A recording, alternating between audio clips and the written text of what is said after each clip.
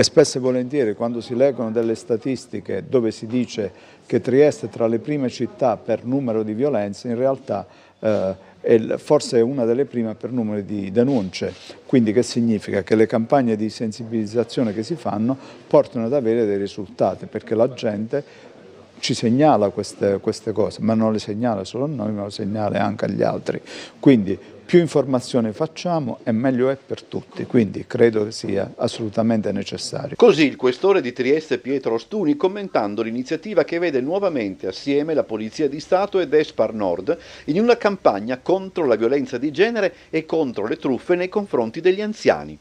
Noi abbiamo una presenza capillare in questo territorio, ogni giorno da noi arrivano migliaia di persone e noi siamo responsabili, per quanto di nostra possibilità e competenza, di elevare, di alzare l'attenzione sui temi della sicurezza. In questo caso parliamo di due temi molto caldi, la violenza di genere, che purtroppo è all'ordine del giorno, e le truffe agli anziani, che altrettanto in una città come Trieste poi è sempre in primo piano. Despar ha stampato 2 opuscoli, La violenza non è un atto di amore, non sei sola e Occhio alle truffe, che saranno diffusi nel corso di quest'anno all'interno dei propri punti vendita sparsi sul territorio triestino. La questura a sua volta li metterà a disposizione dei cittadini durante le iniziative di incontro e confronto su queste tematiche. All'interno degli opuscoli, numeri utili, recapiti di centri antiviolenza e tutta una serie di consigli per riconoscere truffe e violenze e, se possibile, evitarli. Mettiamo a disposizione il nostro patrimonio, i nostri punti vendita, i nostri clienti a cui andremo a raccontare e a distribuire queste brochure, all'interno delle quali sono spiegate quali sono le regole base per evitare o abbassare il rischio, e ci sono anche tutti i numeri di telefono da chiamare nel caso in cui uno venga colpito da truffe o purtroppo quando una donna viene colpita da violenza. Per Despar è il 5° anno di impegno come parte attiva nella sensibilizzazione e prevenzione di tematiche che coinvolgono la comunità locale e la Polizia di Stato, ed è indubbiamente la conferma di un suo ruolo ormai ben specifico. La nostra azienda continua a crescere, continua a sviluppare, continuiamo ad aprire punti vendita grazie a questo territorio, e quindi noi dobbiamo e vogliamo fare in modo che tutte le attività sociali migliorino la qualità della vita delle persone che abitano questo territorio. La presenza Despar a Trieste a breve, come noto, potrà contare su un ulteriore prestigioso punto vendita in Piazza Cavana. Siamo prossimi, fra pochi giorni vi racconteremo ancora qualcosa, stiamo preparando un negozio che sarà strepitoso, sarete tutti invitati. Alziamo un po' l'attenzione e l'attesa per questo punto vendita che diventerà il fiore all'occhiello del centro della città di Trieste.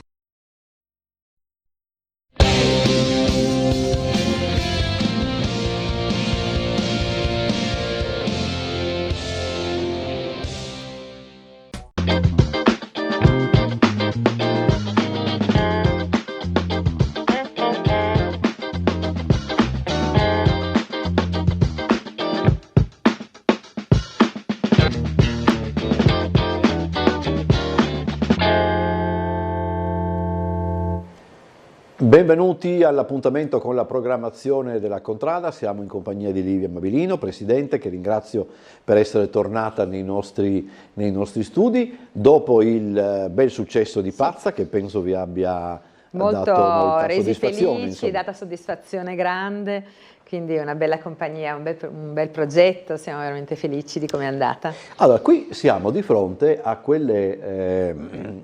momenti nella programmazione di un teatro in cui io ne discutevo spesso con Orazio, sì? Quando anche nella programmazione, se vogliamo, casuale di un cartellone, perché però siamo passati da un testo di teatro moderno, un testo impegnato.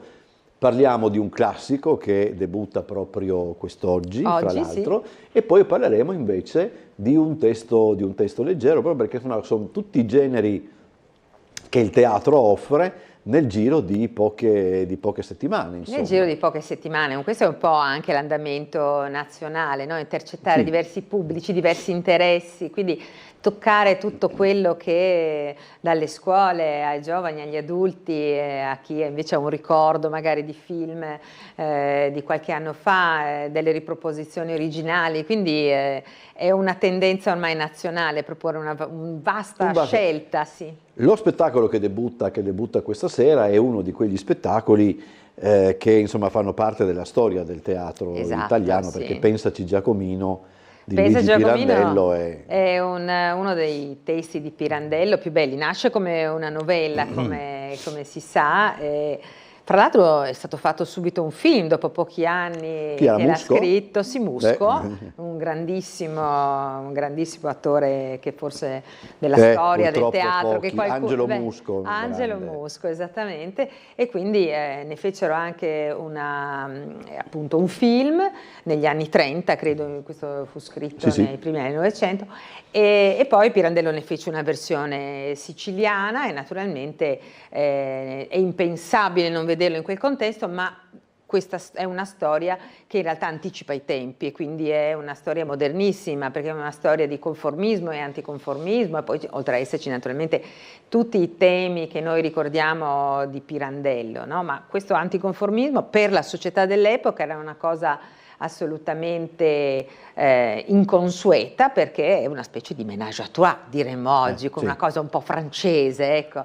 Cioè, nel senso, c'è questo professore, diciamo, dalla vita abbastanza miseranda, che anche un po' sbeffeggiato dagli studenti, che vuole lasciare la sua pensione, diciamo, a una giovane ragazza per aiutarla in qualche modo economicamente, e questa ragazza gli confessa però che è incinta di un giovane che vive in questo paese, e lui decide di aiutarli nonostante la situazione, sposandola, quindi andando contro naturalmente tutta la mentalità del paese, che si rivolta per questa scelta che trovano assolutamente inaccettabile, e quindi, diciamo, la vicenda poi va avanti, cercano invece di far sposare il ragazzo che l'avrebbe resa madre, e lui sta per farsi convincere, ma poi insomma c'è il celebre intervento appunto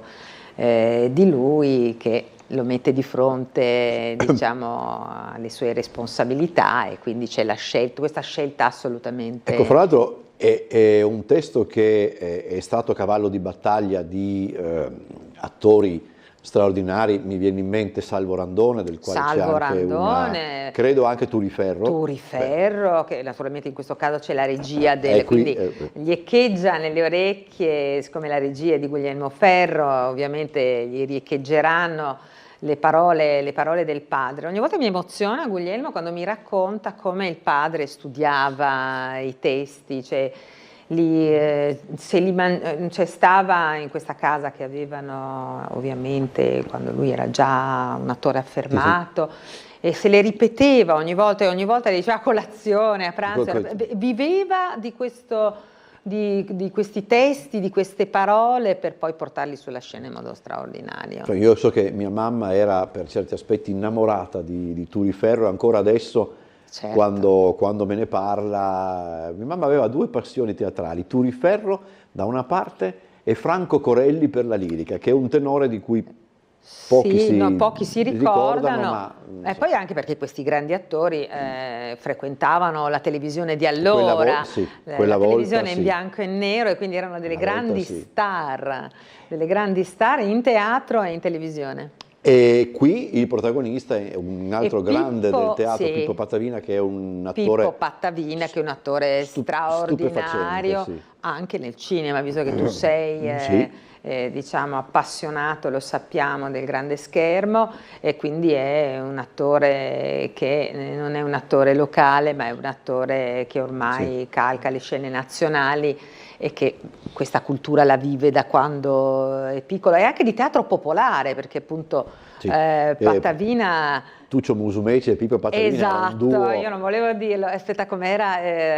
Pipino il Breve era. Pipino il Breve, sì, poi c'era quella gag, o portai upani a papà, che Sì, credo che Pippino il Breve sia ripetuto ancora nei palcoscenici italiani.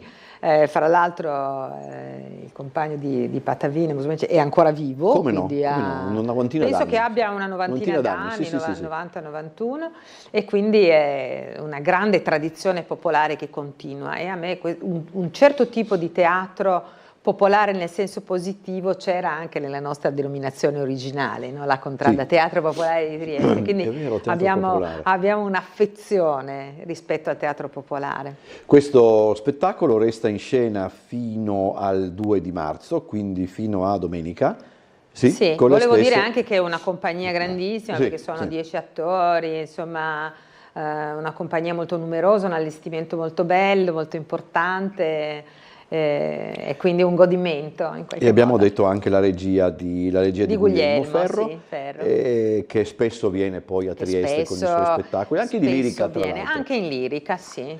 E lui fa anche queste regie dei grandi giochi, sai, quel tipo le Olimpiadi, quelle cose lì, non proprio le Olimpiadi, ma le Olimpiadi, quelle grandi cerimonie. Sì. No, questo non sapevo. A livello europeo, sì. Questo non sapevo. Sì. Allora, questo per quanto riguarda appunto il teatro classico e il teatro appunto popolare. Poi, proseguendo dal punto di vista cronologico, la nostra stagione. La prossima settimana, dal 6 marzo, quindi sempre da giovedì. Dopo Carnevale. Dopo Carnevale. Allora, poi prima, quando ci eravamo messi d'accordo, di cosa parliamo? Parliamo di Penso Giacomino e parliamo di calcoli. Io pensavo che mi tocca parlare di roba di medicina, ma invece calcoli... In realtà c'è un'ambiguità che svelerò sul testo, perché... Allora, calcoli, ovvero l'arte dell'inganno, cioè naturalmente l'autore, che è Gianni Clementi, che saluto, che è uno dei drammaturghi italiani più frequentati dalle nostre scene, e gioca sull'ambiguità, perché sono i calcoli che uno fa, vedremo, naturalmente non possiamo svelare il finale, ma c'è anche un riferimento ai calcoli, perché è la storia di questo sottosegretario agli esteri che con il suo portaborse decide di fare un weekend, diciamo, allegro, naturalmente a discapito della moglie che rimane a casa, con una soubrette televisiva, insomma il classico, se vogliamo dire così, vaudeville. E questa è una soubrette che vorrebbe fare carriera, perché per adesso porta i calcoli, hai capito? Sai, in quelle trasmissioni di medicina, hai capito? Quindi c'è calcoli e calcoli, cioè non avevi tutti i torti. Ho capito, io che sono naturalmente ipocondriaco. Certo, e quindi potresti trovarti bene. E quindi cominciare come una commedia assolutamente divertente, ovviamente, questo chalet in montagna prestato dal portaborse, dove questo pensa di fare appunto il nido d'amore, e poi vedremo che però diciamo improvvisamente si trasforma in qualcos'altro, in qualcosa di molto più drammatico, e quindi diciamo dopo evolve in un certo modo anche diciamo, avvertiamo gli spettatori, come dire, forte, ecco. L'impianto è un po' quello di quel capolavoro assoluto del cinema che io ho visto qualche anno fa, ed è secondo me una vetta inarrivabile della commedia, non perché l'ha diretto e scritto Billy Wilder, ma penso che L'Appartamento sia proprio un riferimento ormai talmente dentro che gli autori si cibano di altri autori, di altre... questa la particolarità è appunto questa violenza che irrompe a un certo punto, e vedremo come prosegue con un finale inaspettato, che appunto, questo è uno spettacolo che è debuttato a Borgio Verezzi, ed è anche vostro, no? Di nostra produzione. In giro per l'Italia. Ed è con un amico della Contrada che è Blas Roccarei, che poi c'è Pietro Bontempi, c'è il nostro Lolli e c'è Monica Rogledi, che sono gli interpreti di questa, che lo fecero tantissimi anni fa, questo testo 20 anni fa. Questo è un testo che ha mantenuto assolutamente anche qui la sua modernità, diciamo, ahimè la sua modernità. La musica, tra l'altro, diciamolo perché è anche piacevole. La musica è vero, volevo assolutamente Enza De Rose, che è la nostra, sempre più multiforme, la nostra collaboratrice, attrice storica, che è Enza De Rosa, Inza De Rose, che in questo caso fa le musiche, ma ricordiamo anche per Pazza aveva fatto tutto il sound design e quindi il tappeto sonoro, no? Come si dice adesso, quindi con delle felici intuizioni. Quindi è bello questa cosa. E lei era anche nello spettacolo d'apertura, no? Era nello spettacolo di apertura, va in giro con il nostro teatro ragazzi, si occupa di organizzazione, adesso insomma... Poi è venuto a trovarci Anselmo Luisi, Ma è saputo che è venuto, sì. Abbiamo saputo, Anselmo adesso è in giro, la tournée non con noi, ma con una te molto fortunata dei colleghi degli artisti associati, e quindi continua la sua carriera. Io sospetto che abbia parlato con Davide Calabrese prima di venire qua, sicuro, perché quei due assieme mi fa paura. Allora, e poi c'è invece, questo però va ai Fabbri alla fine del no, allora, che non si equivoci. Calcoli, ovvero l'arte dell'inganno, è al Bobbio, al Teatro Bobbio, in stagione naturalmente, dal 6 al 9, laddove invece un appuntamento un po' più avanti, ma che in qualche modo anticipiamo, va in scena al Teatro dei Fabbri, che è questa realtà che ogni volta, bisogna dire, è una realtà molto, molto bella, molto particolare della scena triestina, e ha un titolo molto strano, che adesso spiegheremo. Io ho pensato anche di aver sentito male, che è Gramsci gay. Gramsci gay. Allora, svegliamo subito che Gramsci non era gay. Okay, ecco. Anzi, mi pare di capire pure che era già abbastanza ingarbugliato di suo. Era già ingarbugliato di suo, appunto, dal punto di vista personale. Allora, vabbè, insomma, per chi non sapesse chi è Gramsci, perché sono passati tanti anni, è un grandissimo pensatore del Novecento, uno dei fondatori del Partito Comunista Italiano. Anche un critico teatrale. Un critico teatrale, infatti c'è un grosso legame con il teatro, perché quando lui diciamo vinse, perché erano di una famiglia modestissima, molto povera, la madre aveva fatto dei sacrifici enormi per farlo studiare, prende una borsa di studio, va a Torino, e proprio a Torino cominciò a interessarsi proprio del teatro come mezzo diciamo di divulgazione popolare. Ma spieghiamo questo titolo.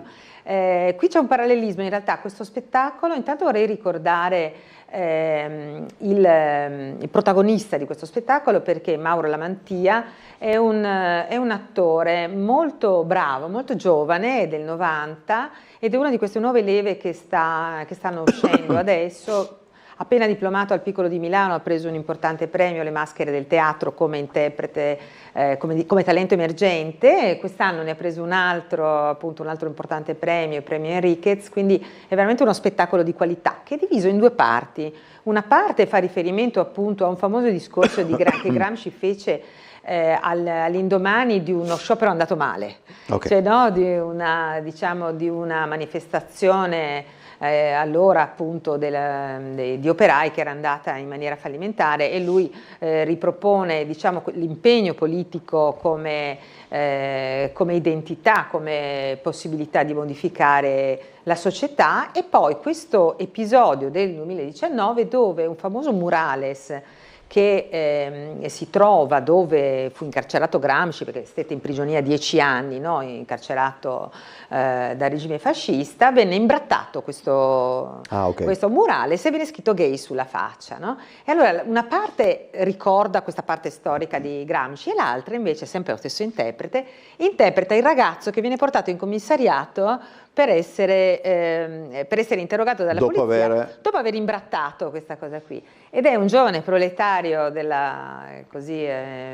meridionale, disoccupato, eccetera, eccetera, e il tema è fondamentalmente l'impegno nelle nuove generazioni, cioè quanto possa essere ancora attuale un discorso di ancora impegnarsi nella politica per ideali in cui si credono, no? Come ci si può modificare, visto che le nuove generazioni con l'impegno politico, l'impegno è un periodo un po' strano, sembra che si impegnino, però no, insomma è un tema dibattuto. Fatte le debite proporzioni, io ho visto l'altro giorno, ho seguito il discorso di Jane Fonda quando è stata premiata con un premio alla carriera dal sindacato degli attori americani.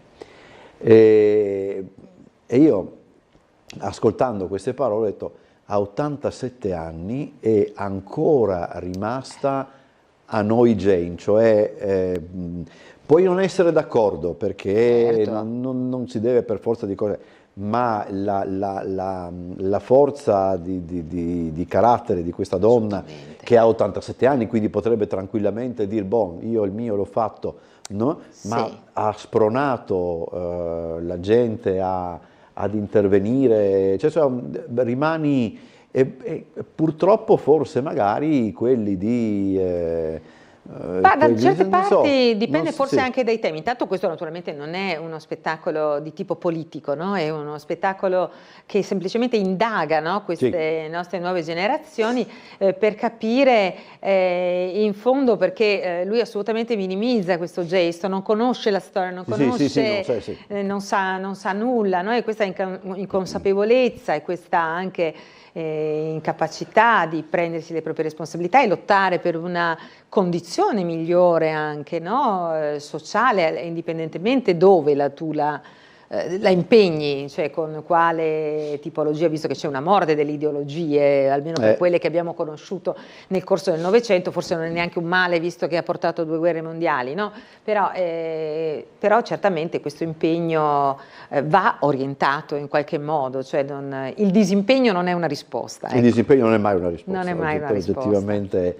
E quindi questo, ricordatevi, va in scena il 24 e il 25 di marzo al Teatro dei Fabbri. Lo raccomando perché lui è veramente bravo. Abbiamo ancora un minuto scarso. State lavorando, sai che a me piacciono le residenze. Certo. State lavorando ancora per residenze, eccetera? Allora, certo, lavoriamo, ma naturalmente adesso partirà un nuovo bando residenze, quindi... Allora, adesso al di fuori in realtà del bando, diciamo che noi cercheremo di vincere, ci metteremo l'impegno, tutto l'impegno possibile, avremo in residenza in marzo una grande danzatrice che si chiama Chiara Bersani, direi anche un'intellettuale, che ha fatto della possibilità per i disabili di impegnarsi, di creare delle cose meravigliose pur con dei limiti fisici, È una donna eccezionale che noi saremo felici di riospitare perché mi piacerebbe tanto portare a Trieste Unicorn, che è il suo, diciamo, spettacolo iconico con cui ha girato non solo l'Europa, ma è andata a Hong Kong, è andata dappertutto e che io ho visto a Reggio Emilia, è veramente una cosa meravigliosa. Allora, ricordatevi, facciamo solo un attimo il riepilogo, fino al 2 marzo Pensaci Giacomino di Pirandello al Teatro Bobbio, dal 6 al 9 marzo sempre al Teatro Bobbio Calcoli, ovvero l'arte dell'inganno, e il 24-25 di marzo al Teatro dei Fabbri Gramsci Gay. Abbiamo detto tutto quanto, ci vediamo alla prossima. Alla prossima. Grazie a Livia Mabilino, grazie a tutti, buon proseguimento.